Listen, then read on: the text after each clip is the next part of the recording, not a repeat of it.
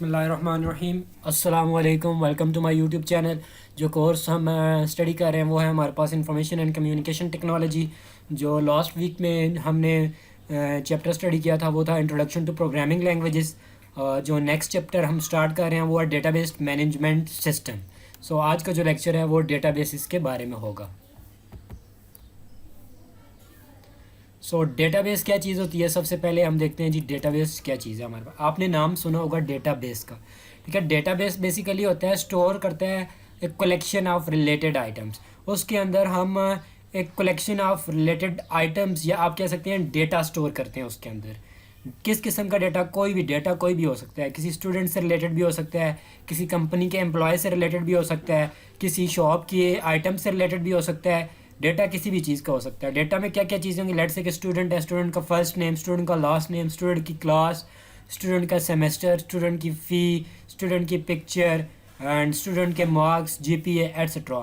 ये सारी चीज़ें जब उसके रिकॉर्ड में आएंगी, जब ये सारा डेटा मिलेगा तो स्टूडेंट का एक रिकॉर्ड बनेगा। तो ये सारा डेटा बेसिकली किसके अंदर स्टोर होता है, हमारे पास डेटाबेस के अंदर स्टोर होता है, ठीक है। सो बेसिकली ये कलेक्शन जो होती है डेटा की, it is arrange in a structure. इसे एक स्ट्रक्चर के अंदर अरेंज किया जाता है, इसको ऑर्गेनाइज किया जाता है एंड देन इसको डिस्क्राइब किया जाता है डेटा को, ठीक है।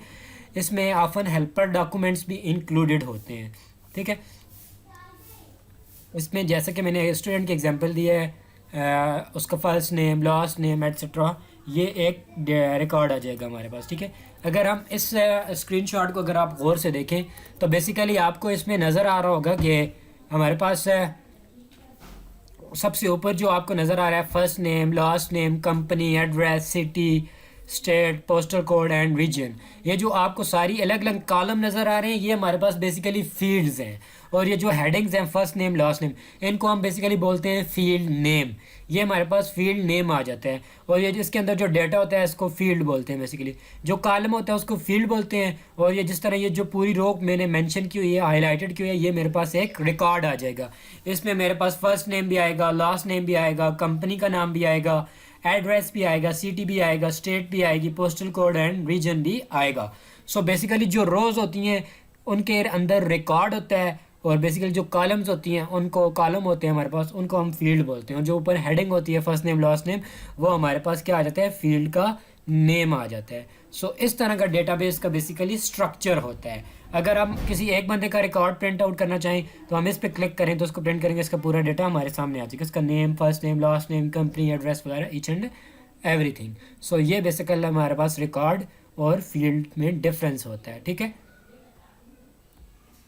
और उसके बाद नेक्स्ट हमारे पास आ जाता है फील्ड। फील्ड में बता देता हूँ, ठीक है। फील्ड क्या है हमारे पास, holds an individual piece of data. इसमें इंडिविजुअल पीस ऑफ डेटा होता है, उनको नाम दिया जाता है, डिस्क्रिप्टिवली डिस्क्राइब किया जाता है। ऑफन कॉल्ड अ कॉलम, क्योंकि कॉलम के अंदर होती है, जैसे कि मैं आपको पीछे एग्जांपल के अंदर बता चुका हूँ, इसको कॉलम भी बोला जाता है। जिस तरह फ़ोन बुक की एग्जांपल्स हैं, फ़ोन बुक में बेसिकली क्या होता है, name, address, email, phone number होता है।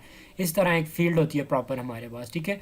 फील्ड में कंटेन नो डाटा, फील्ड के अंदर कोई डाटा भी नहीं हो सकता, हो भी सकता है और नहीं भी हो सकता।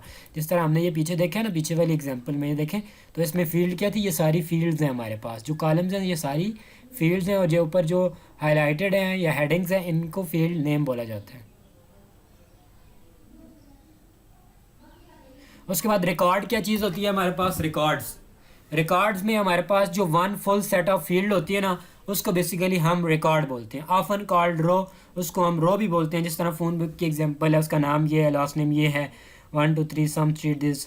डेटाबेस में आप अनलिमिटेड रोज, उसमें अनलिमिटेड रोज भी हो सकती हैं। रिकॉर्ड की मैं आपको ऊपर जो हमने स्क्रीनशॉट मैंने आपके साथ पिक्चर शेयर होगी उसके में बताया। तो ये जो हाईलाइटेड है, जिम कॉलिंस और इसका एंटरटेनमेंट, ये जो पूरा एक रो आ रही है, ये पूरा एक रिकॉर्ड है हमारे पास। सो ये क्या है, हमारे पास एक पूरा रिकॉर्ड है।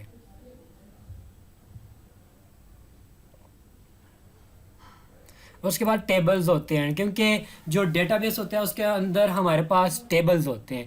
जो one complete collection of records होता है ना, एक कलेक्शन ऑफ रिकॉर्ड्स जो पूरा एक कंप्लीट होता है उसको टेबल्स कहते हैं। डेटाबेस के अंदर एक से ज़्यादा टेबल्स, थाउजेंड्स ऑफ टेबल्स हो सकते हैं एक डेटाबेस के अंदर।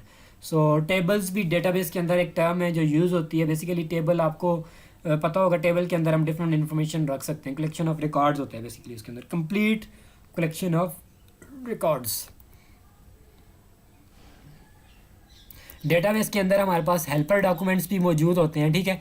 हेल्पर डॉक्यूमेंट्स बेसिकली क्या होते हैं, फॉर्म्स आप उनको कह सकते हैं, ठीक है, जिसके अंदर लेट्स से कि मैंने एक बंदे का खोला है, उसको रिकॉर्ड खोला है, उसके अंदर एक रिकॉर्ड पूरा होगा, उसके अंदर क्या होगा, उसका फर्स्ट नेम भी होगा, उसके अंदर उसका लास्ट नेम भी होगा, उसका टाइटल होगा, उसका ईच एंड एवरीथिंग, उसका मोबाइल नंबर, उसकी जो एड्रेस है, उसका सिटी क्या है, पोस्टल कोड क्या है, फ़ोन नंबर क्या है, ठीक है, उसकी बर्थ डेट क्या है, उसकी पिक्चर, ईच एंड एवरीथिंग, उसका कंट्री क्या है, ठीक है।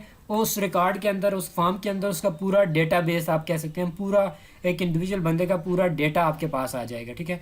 सो ये डेटाबेस हेल्पर डॉक्यूमेंट्स इनको बोला जाता है, ठीक है।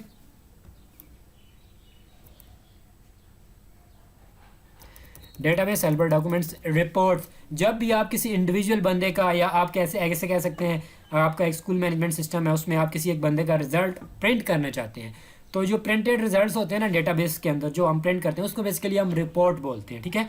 उसमें include tools to summarise data, उसमें समराइज करने के लिए डेटा को भी हमारे पास कुछ टूल्स होते हैं। मतलब लेट से कि मेरा रिजल्ट है, जीपीए आ गया फर्स्ट सेमेस्टर का, लेट से कि 3 आ गया 4 में से, तो मैं जाऊंगा आलमगीर साहब के पास, उन्हें बोलूँगा जो मुझे मेरा रिजल्ट की वो कर दें, ट्रांसक्रिप्ट निकाल के दे दें। वो बेसिकली क्या करेंगे, मेरा रोल नंबर डालेंगे, तो मेरा पूरा एक टेबल बना हुआ रिकॉर्ड आ जाएगा, तो उसको प्रिंट करेंगे, वो बेसिकली रिपोर्ट प्रिंट आउट होके आ जाएगी आपके पास, एक डॉक्यूमेंट आ जाएगा, आया जी आपका ये जीपीए है, पूरा टेबल्स में पूरा आपका नाम, फादर नेम, आपका रोल नंबर, रजिस्ट्रेशन नंबर, आपका जीपीए, ईच सब्जेक्ट में आपके ग्रेड्स आ जाएंगे, ठीक है।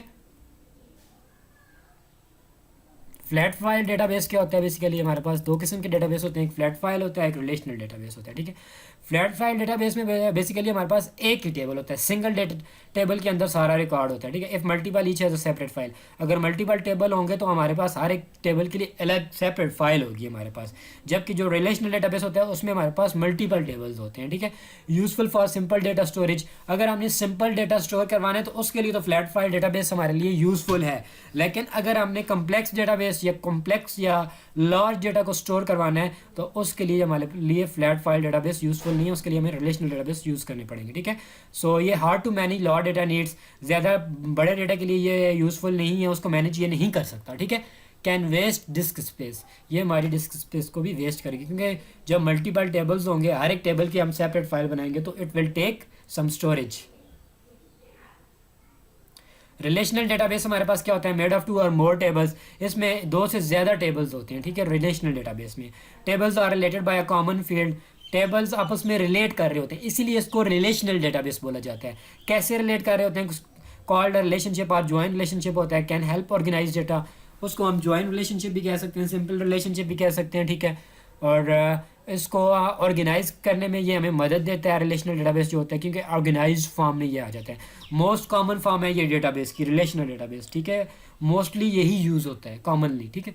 मेंटेनिंग डेटा, इसमें डेटा को मेंटेन करना ज़्यादा ईजी होता है as compared to flat file database, ठीक है। इसमें हमारी डिस्क स्पेस भी वेस्ट नहीं होती है, ठीक है। तो ये हमारे लिए ज़्यादा यूज़फुल है हमारे लिए।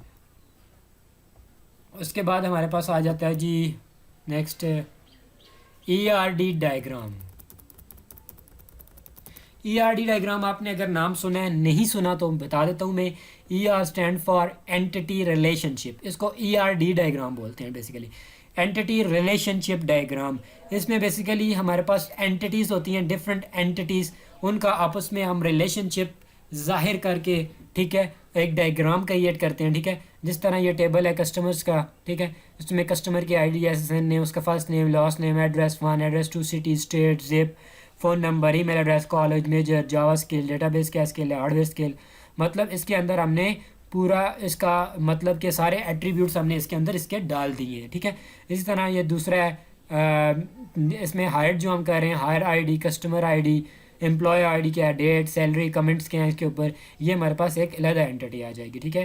अलग इसका टेबल आ गया। इसी तरह आ गया जी इंटरव्यू में आ जाते हैं, इंटरव्यू आईडी क्या है, कस्टमर आईडी, इस तरह इसका अलग हमारे पास रिकॉर्ड या टेबल आ जाएगा। इसी तरह एम्प्लॉयर के लिए अलग टेबल आ जाएगा, ठीक है।